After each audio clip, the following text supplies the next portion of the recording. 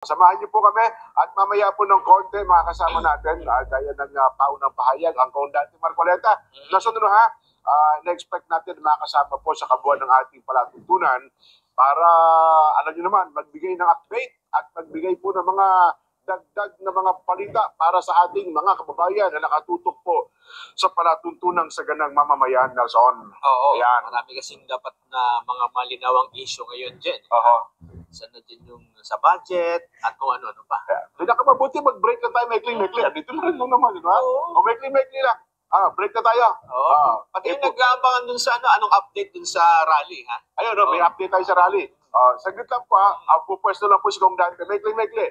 Break lang po. Magbabalik po sa ganang mamamayan. Po kami, Kong. Bumati muna kayo sa ating mga taga-subaybay. Babati po namin kayo. Kami na yun, no? Happy New Year po, Kong. Happy New Year din sa iyo, Jen at Nelson. Opo. Talagang mukhang happy-happy kayong dalawa. Opo. Ayaw na po namin magpahalata po. May kababalaghan yata ang nangyari sa buhay ninyo. Sana naman yung kababalaghan na yan ma-share ninyo sa ating mga kasamahan. Ayan. Sila man ay maging masaya sa bagong taon. Ayan. Opo. Yun mo naman ko. At saka maraming kababayan tayo ngayon ng excited ko. Ano? Dahil sa... dahil sa isa kong malaking pagtitipon na inihandag, magkakaroon na po ng katuparan. At kaya nga po na nabanggit namin kayo na magkakaroon tayo ng update dito. Kasi kahapon po sa ating palatuntunan, nasabi natin, liwasan. Pero pagkatapos ng palatuntunan kasi may update na sa halip na sa Liwasan Bonifacio po ay maililipat na ho tayo doon sa Quirino Grandstand. Yun palang grupo na nauna pong nagpa-reserve ng Quirino Grandstand ay nagbigay po ng pagkakataon para bigyang daan ang National Rally for Peace sa Atrece. Kaya inulit natin, nagpapasalamat naman tayo sapagkat tayo po ay pinagbigyan at willing naman sila na ilipat na lamang ng 14, yun po kanilang event. So, yun po ang update inuulit natin. Yun pong National Rally for Peace sa halip na gagawin po sa Liwasang Bonifacio, doon ang pinakasentro. Ang latest po, gaya sa ibang mga naunang nagkaroon na ng pagtitipon, at maging sa mga pagsambang, alam ko ay naipahayag na rin po ito, ay ililipat na po doon sa mas malaking venue, ang Quirino Grandstand. Kaya tayo po naman ay nagpapasalamat para doon ay makapagsagawa ng mas maganda at mas malaking venue ng ating pong National Rally for Peace. Bukod pa dyan yung iba't ibang mga venues dyan, sa iba't ibang mga region. Ayun, nanatili yun. Walang pagbabago doon. Doon sa mga naunang pahayag natin. Kasi kung di ako nagkakamali, Davao, Iloilo, Ormoc, Legazpi, Palawan, meron natin mga gano'n. Siguro yung mga nakikinig sa atin, alam na rin po yan. So yan po ang latest kong na gusto natin iparating sa ating mga kababayan po. Yung mas maganda yung lugar, Opo, mas malaki. Kasi yung Liwasang Bonifacio, palagay ko, konti ang espasyo nun. Baka hindi magkasa yung mga 30 truck lang, puno na yun. Yun na nga po. Kaya nga akala nung iba, kaya daw pumupunta tayo doon sa Quirino, sa Liwasang Bonifacio. Yung mga pumupunta naman ko, yung mga namimintas. Kaya pala kayo dyan pumunta kasi kakaunti lang kayo . Kaya kahit kaunti kayo, magbumuka kayo marami dyan sa Liwasang Bonifacio. Hindi po nila alam na ang talagang hiniling natin ay gawin po sa Quirino Grandstand. May nauna lang. Pero ang latest nga po, nagbigay naman yung nauna at pinagbigyan tayo ng pagkakataon na doon na po isagawa ang ating National Rally for Peace. Kung naman kasi pinagpapapansin mo yung mga pumupuna na yun. Minsan kasi kung kahit anong gawin mo, pupunahin ka. Bagay po. Ako hindi ko na pinagtityagaan yung mga yan. Ganun po ba?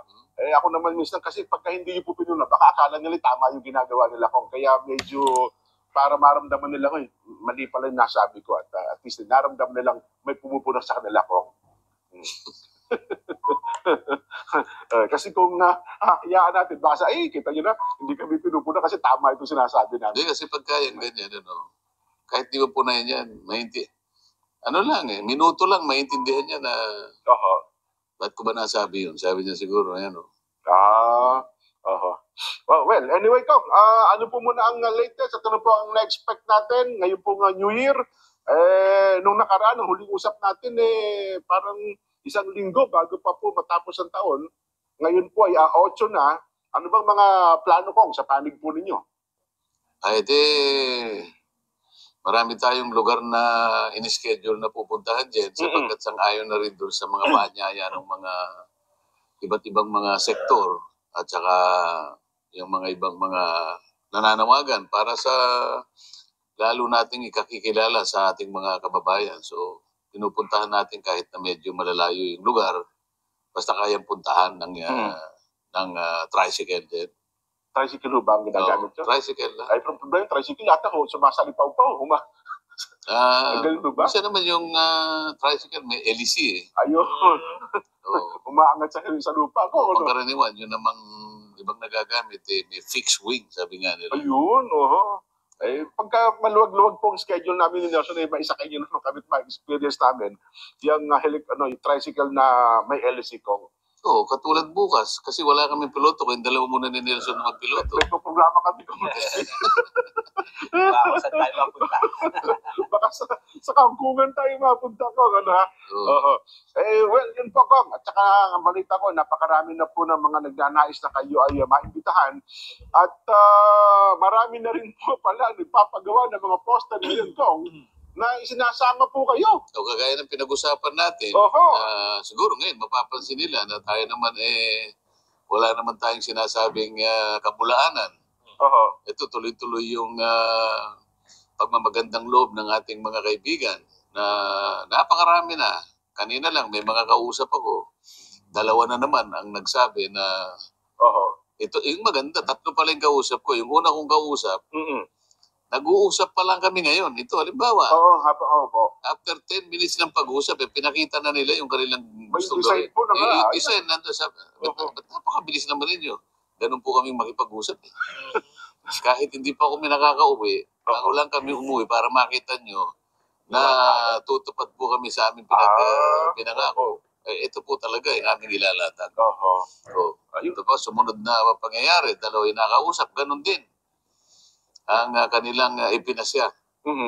Kaya sabi ko, pagka ganito karami ang talagang makikipagtulungan sa atin, baka maganda talaga yung taong ito dyan. Totoo po. At sana ang balita pa natin ko, marami pa po yung mga nasa malalayong lugar ang gusto rin magpaabot ng, ang hinihintay lang nila ko yung go signal po ninyo. Baka daw kasi mamaya nagpagawa sila tapos hindi pala okay sa inyo, Kong. Hindi, bago naman nila gawin kasi binabayber ang dali ngayon. Ayun lang nga po, design ka agad. Unang-una, sila ay hihingi ng design. Meron pang may sinasabi pa silang mga high resolution, yung mga ganyan. Kung marami naman tayong staff na tumututok sa ganyang mga requirements. So, depende sa kanilang pangangailangan kung gaano kalaki. Kung anong tipo ng campaign material ang gusto nila, meron So, ibabayber sa kanila. Ngayon, pagka naibayber sa kanila, i-design nila ngayon. Kasama na nga yung mga taong gustong makitandem. At pagkatapos, ibabalik sa atin kung okay na, kapag ginawa natin na ganyan, tuloy-tuloy na. Ang kagandahan nito, kamukha kayo habang tayo nag-uusap, may nag-text sa akin, papanhik ako ngayon dito, nag-text sa akin, akala ko nagbibiro lang din. Kasi January 2025 na ngayon. Kasi nung mag-usap kami, ay halos kalahati ng Nobyembre. Sabi niya, gagawa ko po kayo ng kalendaryo. Ngayon, pinakita niya sa akin habang papanhik ako ngayon. May design nyo na kagad. Kung saan niya i-deliver. Hindi, gawa na gawa na. So, sinabi ko na lang, yung headquarters natin dito, malapit dito sa ating studio, dun yun na lamang dalhin. So, pagkatapos, hindi pa ako nakakakabang ng malayo, yung isa pa, na gumawa naman siya ng flyers. Ganon din ang tinatanong niya kung saan i-deliver. So sabi ko, doon na rin, doon sa isang lugar na yun. Sa mga dyan, talagang maraming gustong tumulong sa atin.